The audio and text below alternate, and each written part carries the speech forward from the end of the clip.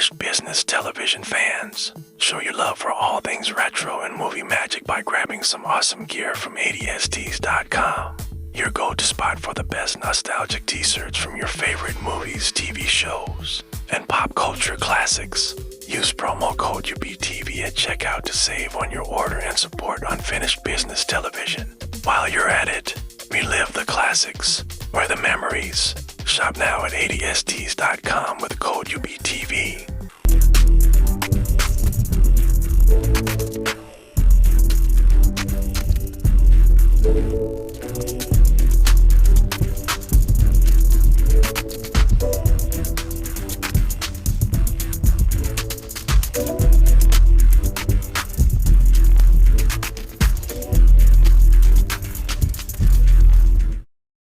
Hey folks, Happy New Year and welcome to a brand new, spanking new edition of Unfinished Business Television.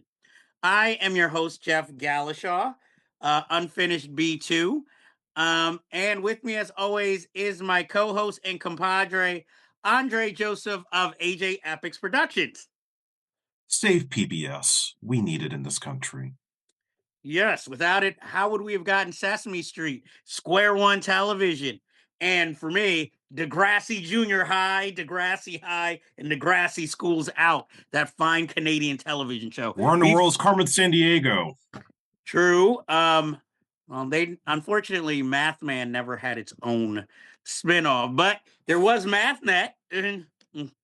Let's see, Sesame Street, Masterpiece Theater. Yes, the few times I did watch it. Austin City Rules. And Nova. let's see. The Electric Mr. Company. Rogers. Yes, the Electric Company too. Mr. Rogers' Neighborhood. Plenty of Antiques Roadshow for you older folks. We Avila. I'm not part of it. I wish I was. Sneak previews, the movie review show, and might not be fans of the critics on it, but it was Ghost Rider, not the Marvel movie or comic book. No, Ghost Rider, the Streetwise television. Yeah. Was Ghost Rider? Was he a spirit or was he an alien? What was he? He was a runaway slave who died and became a ghost. That was the backstory I read later. That's dark. It is pretty dark. I guess, is that why he first appeared to Jamal? Remember there was the drug episode, that 4-parter? I'm just like, geez, this is like, either way, let's get into this year's, but yes, help save PBS, please. This week, we're going to talk about 6 movies, some newer, some a little older, but let's get down to business for Unfinished Business. The first movie we're going to talk about is Roofman, based on a true story. This film, directed by Derek Cianfrance, starring Channing Tatum, Kirsten Dunst, Peter Dinklage, Ben Mendelsohn, surprisingly out of nowhere, is in this movie, and Lakeith Stansfield. This is based on a true story of a man who got arrested and convicted for breaking into stores through the roof, to help fund his children. And he got locked up and then he escaped and he ended up hiding out living in a Toys R Us. And while there, I guess, doing surveillance on the people in the store, he fell in love with one of the employees and created a whole new identity and got into her life where it became basically, do I stay? Do I ask this woman to go on the run with me as the authorities were closing in? This was an unorthodox but understandable why this could be made into a movie. And I have to say, this is Channing Tatum all the way. It's like you think it's going to be one way, but then he charms you and the movie charms you so much that you're bowled over and you just really like the film and are rooting for the guy, even though he admittedly is guilty. But, he had a reason. He has strength of character. And I I'm not gonna say I hate to say it, but I really enjoyed this film more than I thought I would. I mean, yes, it's got its cutesy romantic things, but at least it's not annoyingly romantic. Like, like spoiler, on one of their first dates, they already sleep together, even though she's a churchgoer. So I enjoyed aspects like that to the story, and I watching it, you could have swore Channing Tatum like co-wrote this film for how well he does in it, and I think he's found his niche in these types of roles.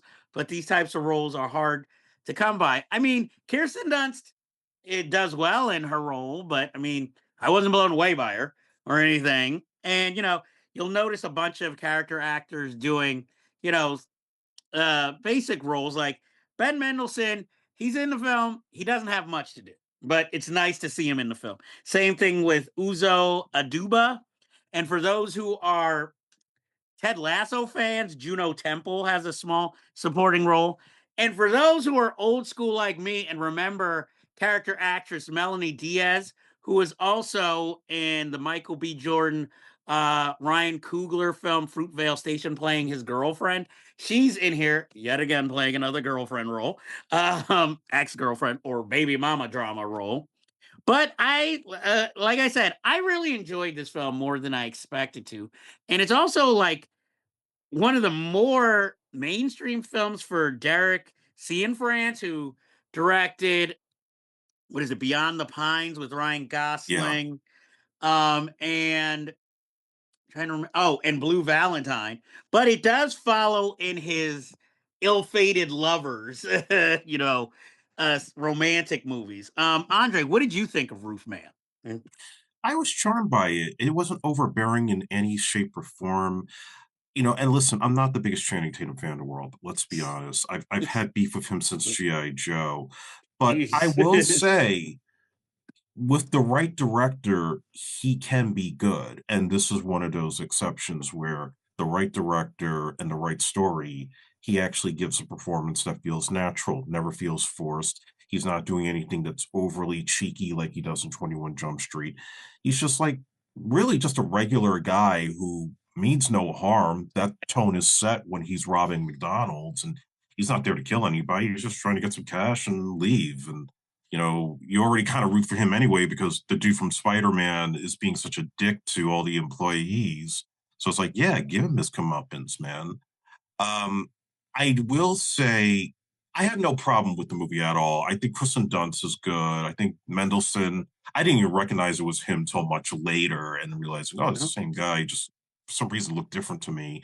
Um, there's no issues I have with the movie itself. If anything, it's more nitpicks, particularly in that Toys R Us, because being a Toys R Us kid myself, and this is what, like 2002, 2004, I could see past where some of the toys are blurred out in the shots, and you have like old Marvel superhero figures from 1990 and 91 and some old X-Men. And I'm like, did anybody do like a check when they were doing the prop department work? Because you have a bunch of toys from the 90s I could not find in 2002, 2004. Why, they clearly had their dates all mixed up when they were setting that place up, unless they just went to a flea market and just bought up whatever was still in the package.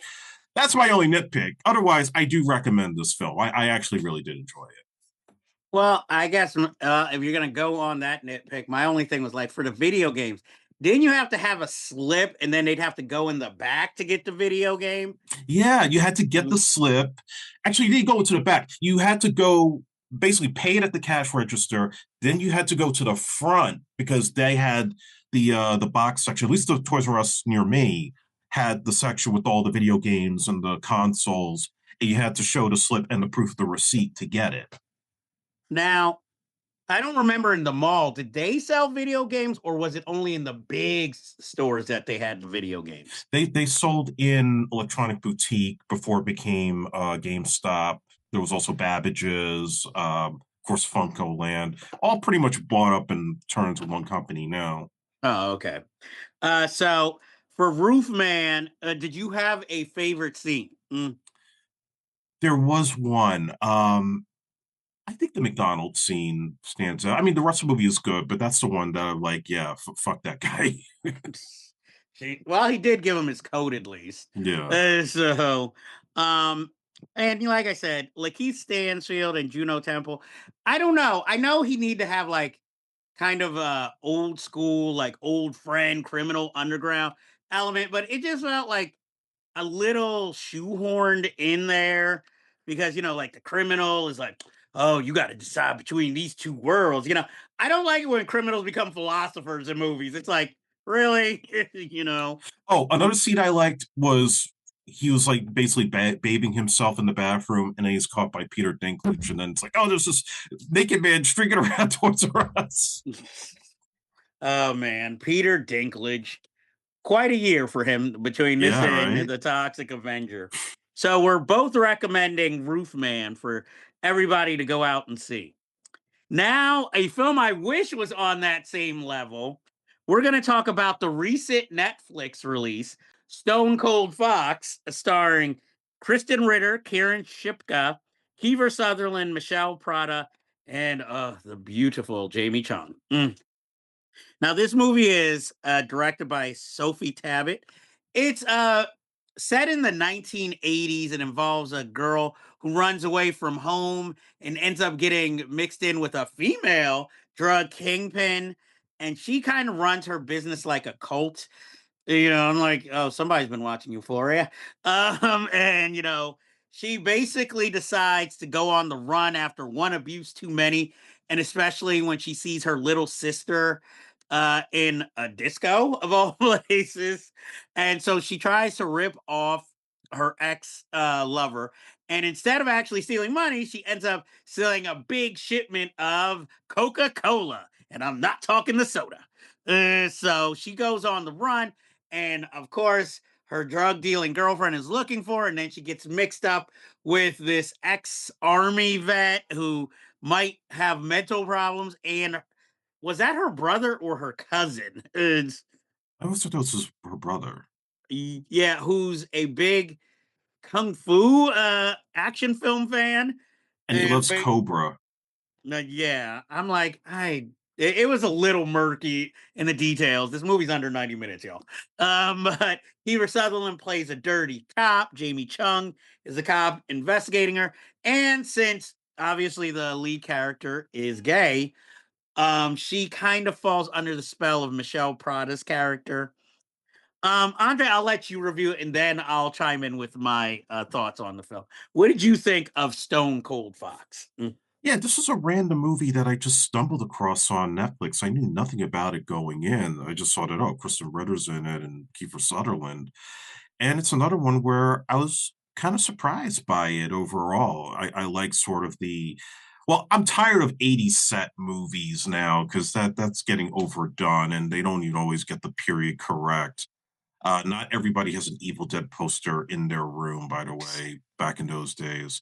If you want to know how it really looked, watch the Monster Squad. That's pretty much how like a kid's room looked back then. But yeah, I think like Kristen Ritter does a very good job being a villainess and then being kind of a seductress to the main chick, who I didn't realize was the little girl on Mad Men. And Yep. seeing that she's now like grown up, I thought she was very impressive for the lead. I did care about her. Kiefer Sutherland is Kiefer Sutherland, of course. You're going to get the evil one or like the sympathetic, nerdy Kiefer Sutherland. And this is kind of like basically the evil one that you expect. And yeah, Jamie Chung is delicious. As the girl from The Boys, is one of the girls in the cults who is also very stunning and beautiful, as well as Zazie Beetz, even though they didn't really have a whole lot to do, but just to be there. Well, That that was me. wasn't. That's not Zazie Beetz. It just looks like her. Oh, that wasn't Zazie Beetz? Nope. I looked up the cast Really? list. Yeah, I was like you. I looked up the cast list. That is not Zazie Beetz. Holy shit. I would have sworn it was her, but Similar look, apparently, but yeah. unfortunately, no, it's not. Yeah, maybe they And need to work together in a movie, whoever that play is. play sisters. And Right. I um, liked it. I mean, yeah, it gets silly at points, and yeah, there's some cheekiness that's like a little bit off-putting. Some of the stuff with the flashbacks of the dead girl in the bathtub might be a little bit redundant, but I thought it was fine. It's a good time waster. See, I am on the opposite end. Like, I love this cast because I like all the actors and seen them in many other things. But I was just like, it didn't come together for me in the end. It was too much. Oh, this is interesting. This is interesting. This is interesting. But it doesn't cohere all together to make everything interesting. Because, like you said, the 80s, I'm tired of all these wigs and bad hair pieces. I understand maybe this was maybe a lower budget production. Is that why we get like a disc, so many scenes set at a disco, or the dream is to own a disco? I liked the ending, I thought that was interesting. And this, oh, I'm gonna start at the end and then we're gonna go back and find out how we got here. Yeah. I liked that little aspect. And Kieran Shipka, who is like becoming like quite the character actress, she was in Twisters, The Last Showgirl. So it's nice to see her, and she has the chops. So, like I said, I like all the actors. I just wish the script was a bit better and hard hitting because I wanted, that ultimate villain in Krysten Ritter. I wanted Kiefer Sutherland to work for more than just a paycheck here. I wanted, Michelle Prada to have, a memorable role as somebody who used to watch her and Melissa Barilla on Vita, so I am a fan of hers as an actress. But I was just like, this is just kind of, like you said, it's a time waster, but it's not, to me, it wasn't a quality time waster. Because I'm just like, you guys are all so much better than this film. This just seems like something that definitely would have been either straight to home video back in the day, or this would have been one of those, let's say, Showtime originals before they stopped trying to be prestige. Like, hey, we have all these actors. Why not throw them all in a film? This feels like Dance Till Dawn, one of those NBC movies where, hey, look, it's Alan Thicke from Growing Pains with Alyssa Milano from Who's the Boss. Like, that's what this film felt like. Like, it was just thrown together. And I'm sorry, I would not recommend this film. I just did not like it that much to recommend. It's entertaining enough, but not enough that I'd ever want to watch this again. And so, I just want to make also correction because we mentioned that it wasn't Zazie Beats. So I was just looking it up while you were speaking, and it's actually the girl that was in those Hyundai commercials with the father giving her the gas cars. Like, oh, but maybe because of the way I was watching it, I would have sworn it was Zazie Beats. they have, like I said, they have that same hairstyle. Yeah. And I'm like you, like, why are these two cult girls in this movie in the end? Because okay, I'm running a drug business. What do they do? Are they lovers of hers? Other lovers? Are they working on the assembly line like in New Jack City? Are they the topless ones putting the crack in the tubes? Even She though just they're needs high. friends at the pool. So all I got to do is just be friends with Krysten Ritter, and I could get a job, and I don't really have to do anything except take some of the product. And like, is that the taste testers? Like, hey, this might have fentanyl in it. Girls, try it. But then again, it's the Hands 80s. across America. It's the 80s. Yeah, that's not gonna work. And why not just the 70s then? If it's a I disco, because know. were discos that big? Roller rinks were, but were roller discos that big by the 1980s? And I think this was supposed to be 86. So were roller discos still really a thing? Yeah, Like, everybody was skateboarding. yeah. So it's like, was this really a big viable business plan to invest in as your dream? And you know, this is how I can tell we're getting older. We're questioning, like, wait, the business plan that this film sets up does not quite work. We're going to Playing for Keeps, the Harvey Weinstein direction film. Like, wait, a teen hotel? So if I'm in my 20s, can I still stay there? Or are they like, nah, you got to be 18 or under? So I'm sorry. That's a no recommend for me and a mild recommendation from Yeah. Andre.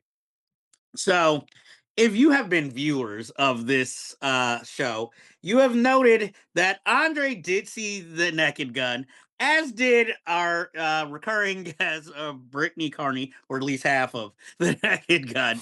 I finally saw the Naked Gun, and yes, it's a reboot of the franchise. I don't think I really have to explain the plot line of this film. It's like it's a continuation of the zany police detective only Frank Drebin's son is played by Liam Neeson here.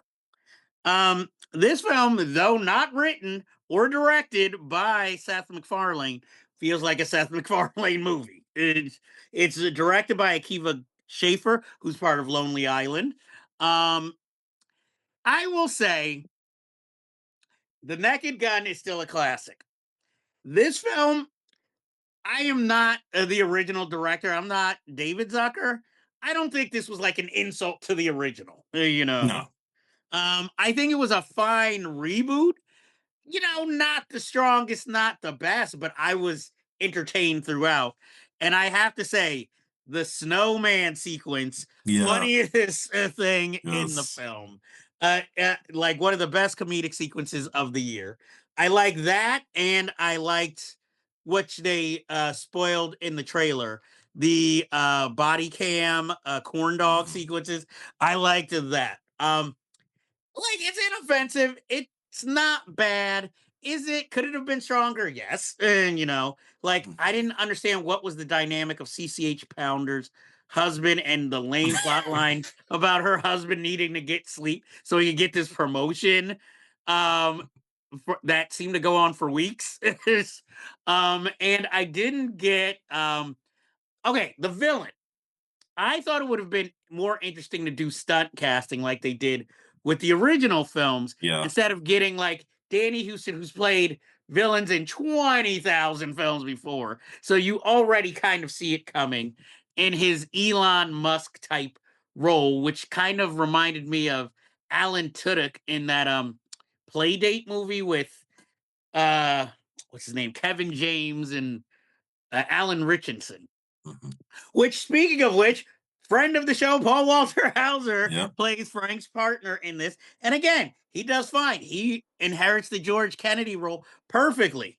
My thing, why are you going to include Nordberg's son with a no name actor who has nothing to do other than that one scene? That was my big quip. It was like, this works for the trailer. In the movie, it just seems stupid. And like, even if you got Busta Rhymes here, stun casting, have him be Nordberg's accident prone son, if anything, It's like, but no, he's just wasted as thug number one, you know? And Kevin Durant's in here, given again, nothing to do.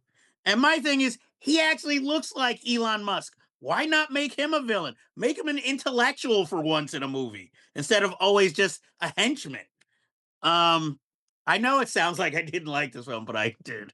And I'd be pissed if I was Priscilla Presley. Because I'm like, Mm. that's the cameo you give her? I got Because something to say about that too. Yeah. okay. Because I was like, damn, yeah, what did she piss somebody off?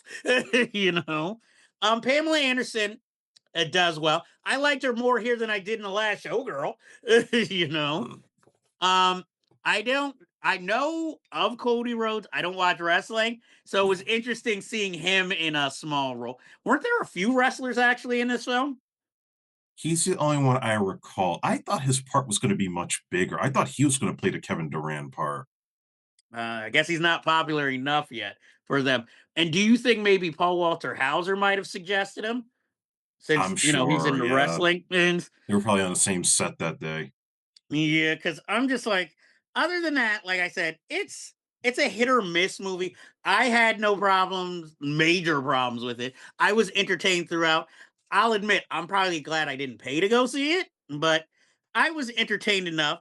And I even like that my girl Lisa Koshy, who was the cop who arrested Frank, and then she herself was arrested.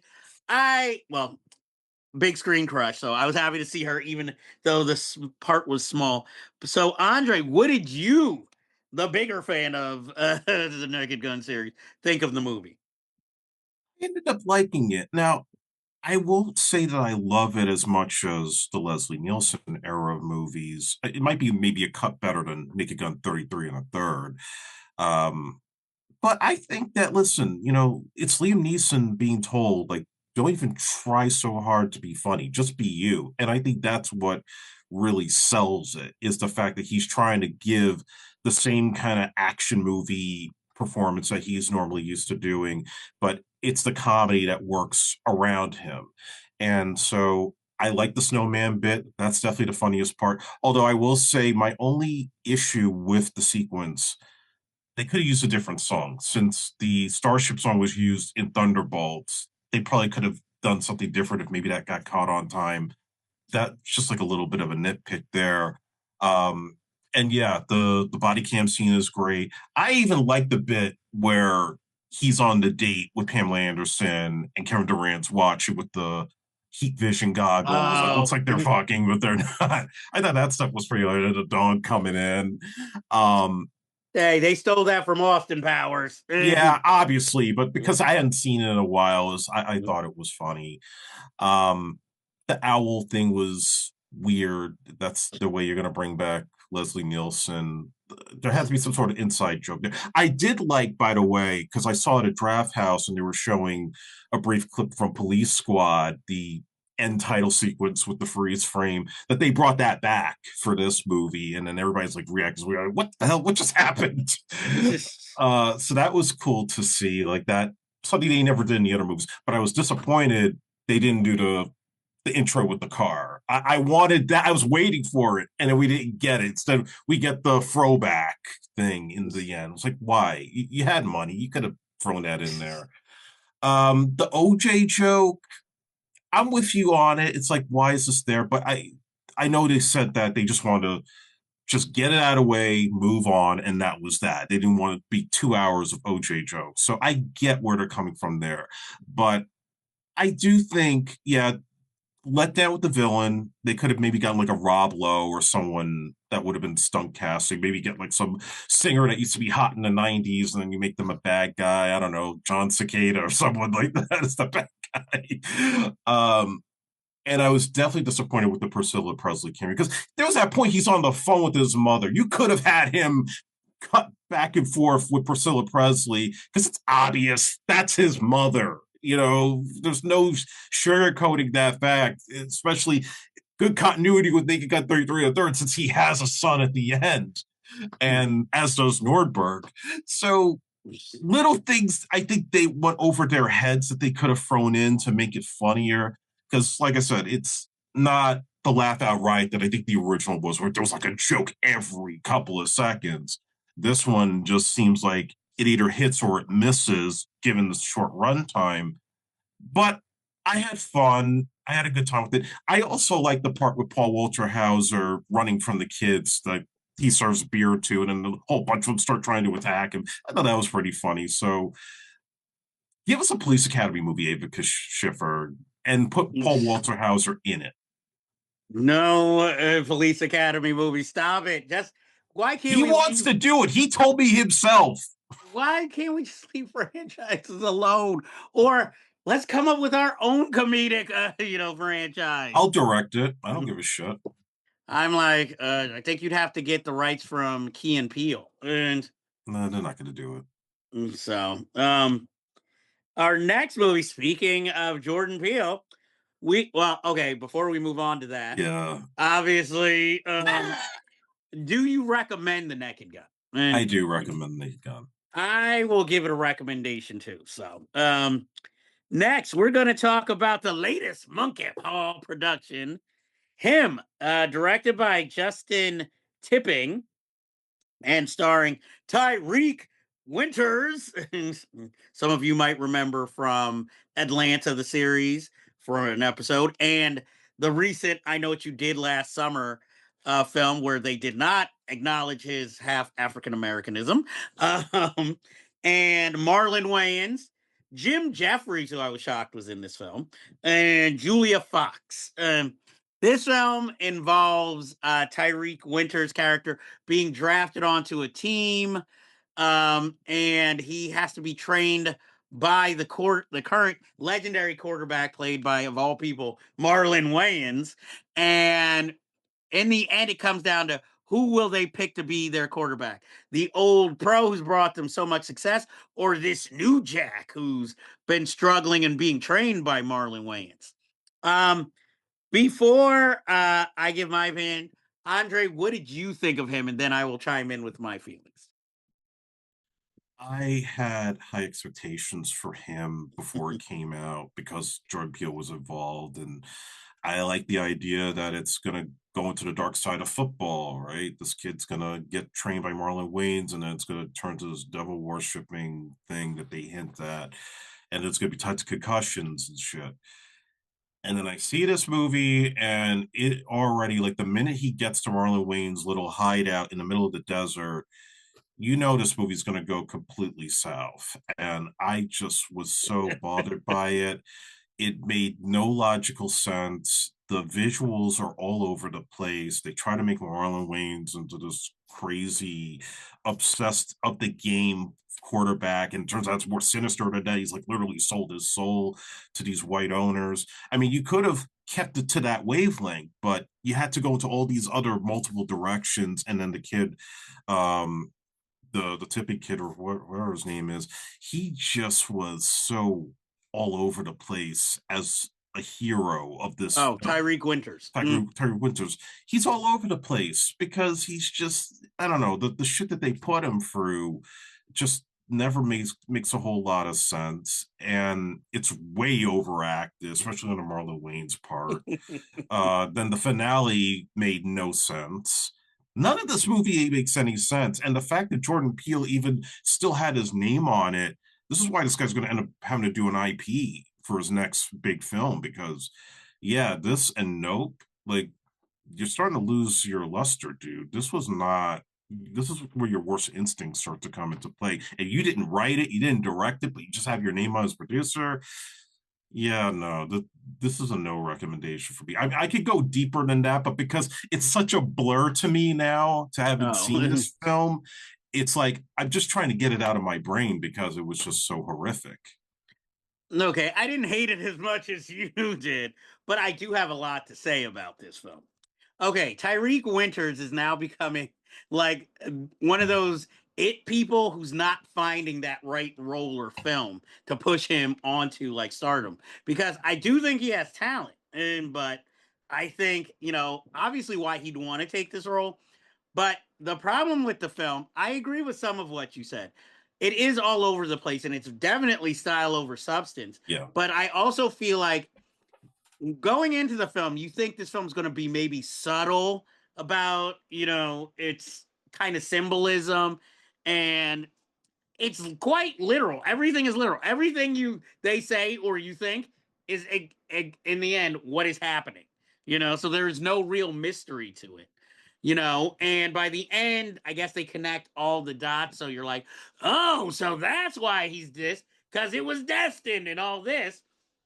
But my thing is, but from the beginning, okay, you want to give this ending where you're not sure if he's going to sign or not. But my thing is, you never gave him a rebelliousness before in this film for us to really be like, I don't know, which way is he going to go?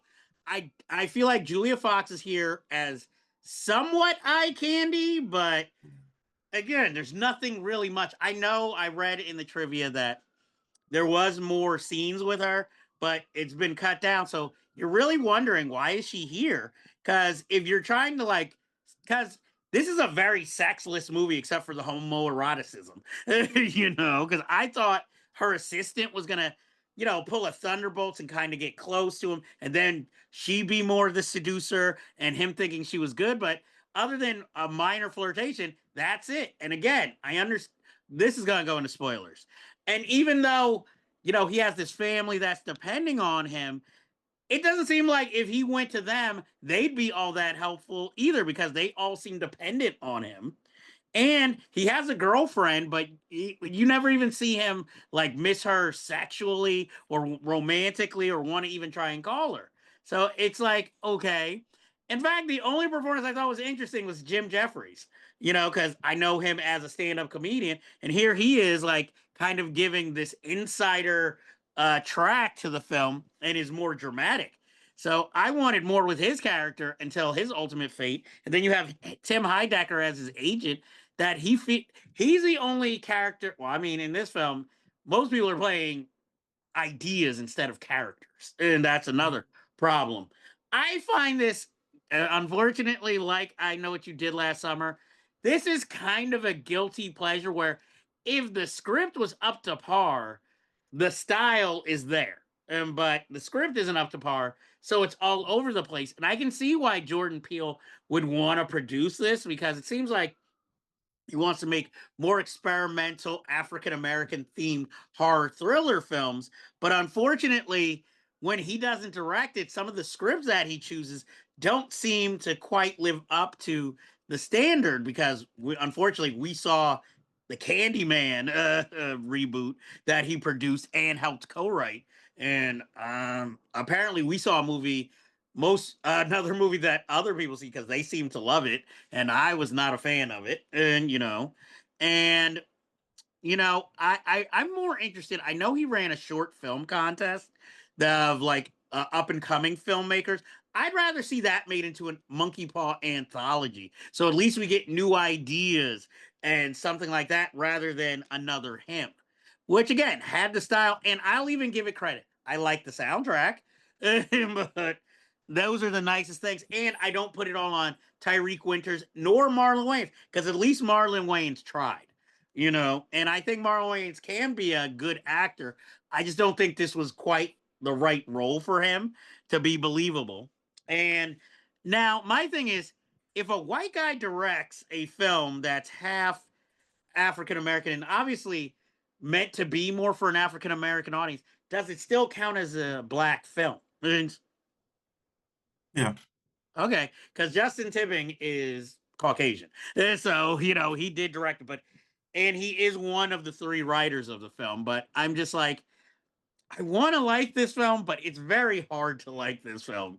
It's like having a friend who you kind of want to cut ties with, but there's just something about it that you kind of like about it.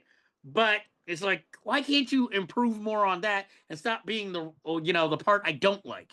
So I'm not gonna recommend it, but I didn't dislike it as much as you did, if that makes any sense. And I would say if I had a favorite scene, it's the one where I guess they're supposed to be throwing passes, and then Yeah, they that's the keep. only thing I liked. Yeah, I like that. I even like the collision with the X-ray. I like those type of stuff like that. But unfortunately, I really wanted to like this film or just find it a guilty pleasure, and it's like, I don't think it's horrible, but it could have been so much better. For our next film, we're going to talk about, I guess since we're in the sports theme, we're going to talk about Dwayne Johnson in The Smashing Machine, written and directed by Benny Safdie, away from his brother, Marty Supreme's Josh Safdie. Um, this is him playing Mark Kerr. I guess kind of a mixed martial artist fighter, who was one of the first big stars of it before it became like UFC and became this $1 billion industry. This is based on a documentary, The Smashing Machine, and Dwayne Johnson plays Mark Kerr and Emily Blunt his girlfriend. And I think most of the actors are actual real MMA fighters in real life. Um, Here's what I'm going to say about the film. Now, I don't watch MMA, so Neither let's do I. get that out of the way. I thought The Rock did a good performance, and the prosthetics, I'm glad it was nominated for an Oscar, because that is the thing that I liked most about the film, that I was amazed by. But my problem with the film is I feel like this is literally a dramatization of the documentary. Because it already tells us it's only going to show us a certain part of his life or a certain time period in his life. And there's no, I guess we should applaud. There's no high drama. There's no like Oscar emoting scenes where it's like, oh, how could you, girl? How could you do this to me? But everything plays so matter of fact. It's like, what am I supposed to grab onto here? Unless, like, really, I'm an MMA fighter or I follow the history of it. It feels like an inside baseball thing. Like if you watch this, some of this might be like, oh man. But if you're not, it's just like, okay. And it just feels like a film where it's constantly, and then, and then, and then. Now, things I did like. I'm kind of liking Emily Blunt in this film. Sexy as hell. did not quite understand the big drama. He's a perfectionist, and she just seems to want to party. And then all of a sudden, it felt like half their fights were just made up in a script. And like, there's no real reason for them to really have these fights. I like the style. I like the 35 millimeter, 16 millimeter film stock. Taking place at the same time. I mean, I recognize at the end when the real Mark Kerr comes into the film. I could notice it, but they do practically are the spitting image of each other. So those are the like positive things. I just think like unless you're really into it or a big Dwayne Johnson fan, you don't really need to watch this. I mean, he does his all, he tries it, but if he's really going to try to get this Oscar nomination that he wants, he's got to step away from sports altogether and play just a character who might just be in shape. And here it just felt like, oh, watch The Rock, a wrestler, play a MMA fighter. Um, I give it a mild recommendation. Again, if you're into Dwayne Johnson, you're into this. But other than that, I can't really recommend it because it seems like it highlights his best friend's journey more than him in certain aspects. And of course, as a person who unfortunately sometimes watches Kevin James movies, I recognize his trainer as the guy who trained Kevin James's character in Here Comes the Boom. So I like seeing him in the film because he's again, everybody's more interesting than our lead character here. So played like a sitcom. Like, hey, can we bring back that wacky side character rather than this sad sack we keep watching? I will say my favorite sequence from the film is when he's interacting in the doctor's office with the old lady and her little boy, which is in the trailer. And I'll even say I liked his crying scene. you know. Now, Andre, I know you had higher hopes for this film than me. What did you think of the Smashing Machine? Mm. I was disappointed with the Smashing Machine. I really had no idea about Mark Kerr. I don't watch MMA or UFC like that. Maybe the occasional big match if I'm at a friend's house, but that's really about it. I thought The Rock did good. He looked good in the prosthetics, and clearly he's giving the best that he can with the character of Mark Kerr and trying to be as natural as possible, never overacting the role. And Emily Blunt was fine for what she had to do. And I like that they didn't really have like a lot of name actors in this, that it felt very grounded and they're mostly the focus. I agree about the shooting style, the documentary look of it, even some of the early MMA fights that look like they're shot on video. I thought looked pretty good because that fit like 98, 99, 2000 era. But the movie has no bite to it, and maybe it's the fact that, like you said, there's nothing really overly dramatic that plays out.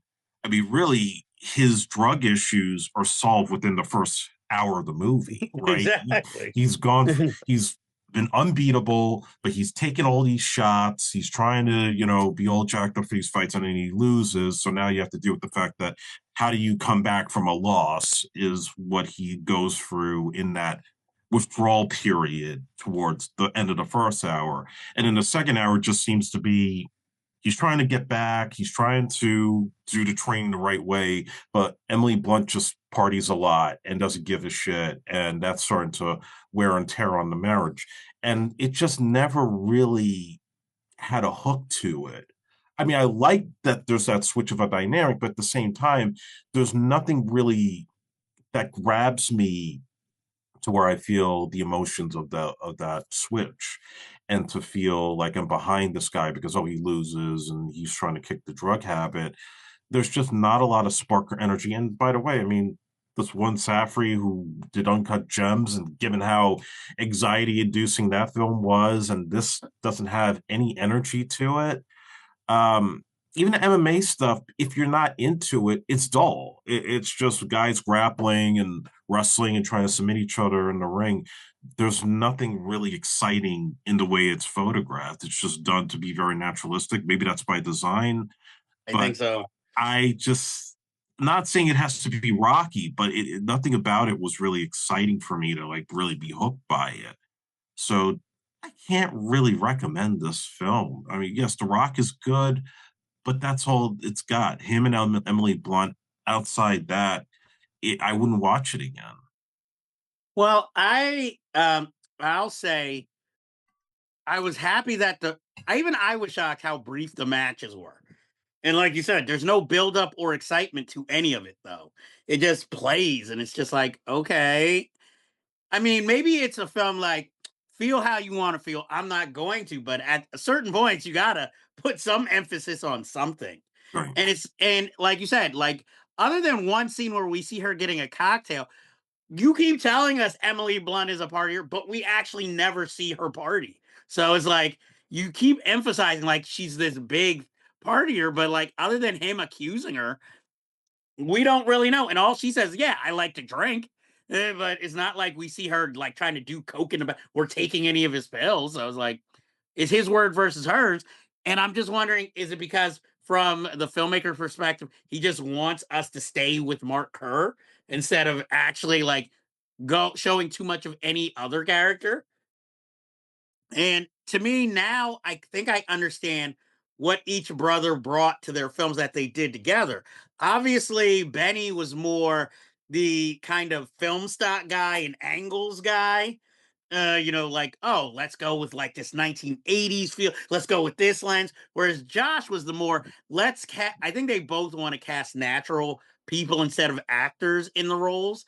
But I think I think Josh is more the like, let's make everything pressurized and have an unlikable lead and show him at his worst or her worst. Because in a movie we'll hopefully eventually talk about, if I had legs, I'd kick you. Even though he didn't direct it, he produced it, and it still kind of has that highly pressurized feel that this movie lacks. And so maybe that influence. So I don't know. Maybe Benny was like, you know what? Let's do something quite relaxed throughout because that's what it feels like watching this film. So, and not in a good David Lynch way, where it's like, okay, yeah, guy with a lawnmower driving to meet his brother. I can dig this. This is more like, is something going to happen? Like, where is this going? But I give it a mild recommendation, but you don't recommend it at all. No. Any favorite scene? Probably when they're having an argument over the party and he's flipping out on her. Oh, okay. Yeah, because that did remind me that is a time specific outfit that he's wearing. Yes. Because I was like, you know what? I ain't gonna front. If I could find that shirt and pant combo, I might wear that to a party now. Nice, relaxed, yet casual, yet kind of dressy. Like a casual Friday outfit. But but knowing after work, I'm going for cocktails, y'all. And if they have them cocktail weenies, I'm eating some. It had that feel. But also that kind of feels like an outfit I feel like The Rock owns. Like that was from his It first does film. look like something out of his closet. Exactly. So we've reached the end of the show. We have one more review, and we're going to take on the latest Knives Out mystery, Wake Up Dead Man, written and directed by Ryan Johnson, and starring, of course, Daniel Craig, Josh O'Connor, Josh Brolin, Andrew Scott, Kerry Washington, Glenn Close, Jeremy Renner, Mila Kunis for some reason, Guy Lee Spaney, Thomas Hayden Church, Jeffrey Wright, and for those who like character actors and comedians, Bridget Everett is in this film. This is the latest murder mystery where Josh Brolin's, was he a priest or an archbishop? And I think he was just a priest. okay, well, the head priest of a Yeah. church is murdered. And of course, Benoit Blanc is brought in to solve this mystery. And he's got a list of suspects from was it the nun character played by Glenn Close, the new priest played by Josh O'Connor, who looks like the most likely guilty one, but we in the audience know he's not. And then we have all the all-star suspects. Andre, I'll let you go first. What did you think of Wake Up Dead Man? I didn't like it as much as Knives Out, but I did like it a little bit more than Glass Onion. Okay. Mm. And I think a big part of it is it does feel a little bit subversive in the sense that this is really Josh O'Connor's movie. This is not Daniel Craig's movie. And right from the start, with everything that's happening in the church up until Josh Brolin's death, you're kind of with this guy. He's got a little bit of a spunk to him. He doesn't take shit from anybody because he has that history. And he just seems like he's totally helpless until Benoit Blanc comes in to help him out. And I like their interactions in the church, the way it's photographed, where it's like very desaturated, but then the sun would gleam and then it gets all colorful. That motif would then be the setup for the ending, how everything gets resolved. So I like that part of it, and I liked him. I think he was a superstar out of it. No offense to Daniel Craig, he does his thing, but Josh O'Connor, this was his showcase. Um, Admittedly, I did see the ending a mile away. Just by Okay. looking at Glenn Close coming out of the confessional, I knew something was up with that. Because if it's Glenn Close in a movie, some dirty shit's going to be up when she's around. And And if it's a Hollywood movie, she's gonna overact. oh yeah, well, there's definitely the overacting on that side. Um, and I like Kaylee Spenny, but I felt like she could have been given more to do. Her character was a lot more interesting as they presented her. It seemed like there was more there that they didn't get to showcase compared to Kerry Washington and the adopted son, where I thought that was going to be something substantial, and it goes nowhere. I'll say something about that when I get Yeah, there. and pretty much it's what you would expect out of the way Ryan Johnson handles these movies. It's very Clue-like. There's different twist turns. You don't know who done it. I think they did a good job in trying to explain how the mystery gets resolved, because they do. This is the one time Benoit Blanc gets kind of stumped all throughout up until he realizes at the end, like, I can't solve this thing. He's got to do it. So I thought that was a nice diversion from what came previously. And yeah, overall, I just, maybe because I like those kind of murder mysteries involving churches that don't involve pedophilia. I just think that's a good thing. As long as that's not there. Yeah, well, that's not there, fortunately, because Josh Brolin, he kind of looks the part. Um, yeah, I liked it overall, and even the Jeremy Renner twist was a nice surprise. I wish it was more for Jeffrey Wright to do than just to be there for the beginning and the end. But yeah, I give it a high recommendation. I like this film. I like you. I still think the first one's the best. I like this. This is a well placed second, and Glass Onion. Yeah. Um, this one I found this is the most dramatic out of the three. Yeah, So this was a little more serious than the other two. Um, I Here's my problem was that in I guess deepening the lead character, it felt like some of the supporting characters lacked anything really to do other than look like a suspect. Because yeah, I felt like with Kaylee Spain, like you said, it seems like her backstory is well written, but given nothing to do. And my problem was you have Kerry Washington in this movie, the adopted brother who's lesser known actor has more to do than Kerry Washington does. So you're wondering, why would you even get a big name like Kerry Washington in this movie if this is what you're going to give her?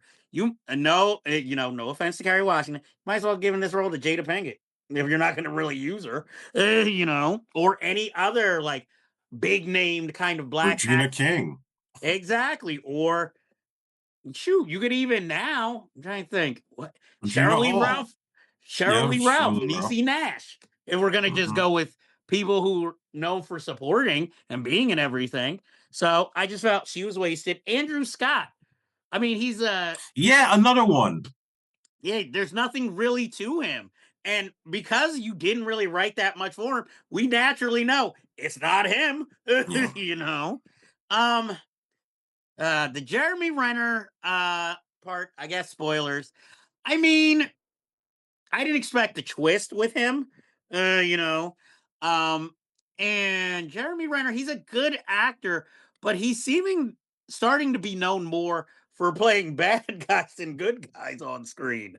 Cuz it used to be like remember the Bourne whatever it was called. They were trying to make him the next action hero. yeah. He was supposed to get the Mission Impossible. It looked like they were gonna hand it to him, and now it's like now he's playing like second tier villains in movies. They want him now. for Snake Plissken for a Skip New York remake, which still hasn't been made. Yeah, I don't know if I'd go with that. I mean, I I wouldn't guess want it, period. yeah. So I'm just like, but like I said, it's like, what happened? You know, I enjoyed seeing Thomas Hayden Church, working again, in a meaty role. Like I said, Glenn Close. You don't know what type of Glenn Close you're gonna get when you see a film. Because I'll admit, I did watch that dramatic film, The Wife, and I thought she was really good in an understated role. But a lot of these things is like that Tyler Perry produced horror film where she's so over the top playing like the black woman's mama who likes young black guys, where you're just like, this is an Academy Award nominee, Glenn Close, taking these roles. I guess she's replaced Helen Mirren, as like, if we make a hood movie and you're a director of prestige, we need to put somebody. So even Helen Mirren was like, no. So he's like, Glenn Close, now you get to play, But I enjoyed Wake Up Dead Man. I don't know if I'd highly recommend it, but I'd recommend it. I really want Ryan Johnson. I like these films, but between this and Poker Face, I feel like with Poker Face, these are all those episodes are like mysteries he would have put in a Knives Out movie, but it was like, nah, too small screen for me. So I'd like to see him try to direct something different a little. Like step away from the Knives Out. I don't know if he has a contract with Netflix that requires more of these, but like I'd like to see him try to do something a little bit different. But I mean, I'm not upset when a new Knives Out movie comes, but it's just like another one. Like let's get some age on this so that we can maybe be a little bit more surprised by the next one. But I will say, out of the new young actors coming out, I like Josh O'Connor more than the people's favorite Paul Mescal as an actor. Maybe it's because he's not looking to do action roles as much. So he's playing more of these dramatic things that fit him and his look more than, hey, I know, let me be the lead in Gladiator 2, Ridley Scott. I'm like, let's not. So I give this recommendation. You give this a high recommendation. Yeah. Do you have any? Oh, I have to talk about the thing we're skipping over. Why the hell is Mila Kunis in this movie? Yeah, she had nothing. I thought there would be a twist with her, and there's nothing. Exactly, and she can't even play the role convincingly. She seemed like she had other places to be. That's the way she plays the role. I would have rather, if you're just like with Kerry Washington, I would have even taken Kerry Washington in that role. At least she has a more vital role there. Because the role they gave Kerry Washington, it just felt like the old days where you had a studio contract and you have to make a certain number of appearances in that studio film. So they're like, hey, how about Kerry Washington? And I don't know the name of the actor who seems to be set up as the main villain, who played her brother, but he was good. And so yeah, that is our review of Wake Up Dead Man, Knives Out Mystery. And that ends our business for this episode. But as you know, we always have unfinished business. So before we go, I have to ask you guys, have you seen If I Had Legs, I'd Kick You? If not, why not? Because it's fucking awesome. Andre, what film would you recommend for the people out there? Have you seen the movie Together? If not, why not? Because it's fucking awesome. And with that, we bid you adieu.